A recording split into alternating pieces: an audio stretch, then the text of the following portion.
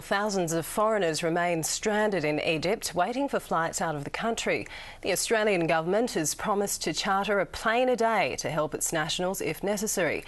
But that hasn't eased the concerns of one family here.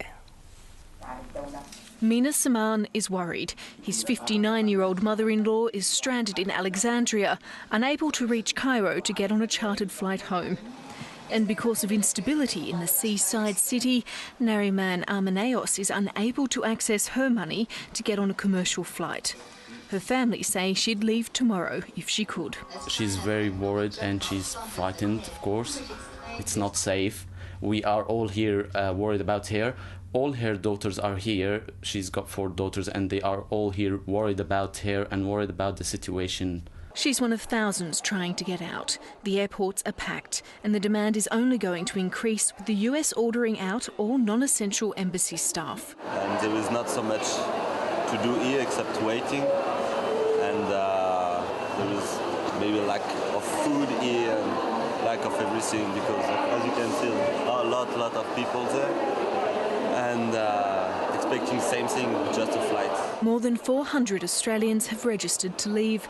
The first of them are due to arrive in Germany early tomorrow morning. We will continue to run evacuation flights as necessary to assist people to get out of Egypt. Qantas has offered the evacuees free flights home from Frankfurt or London.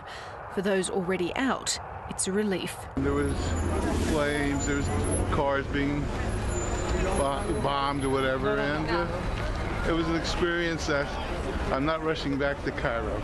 Others were more understanding. They just want to be treated fairly, and they deserve it because they're great people. And it was a happy homecoming for those on the first Chinese government chartered flight to Beijing, even if it was 7 hours behind schedule.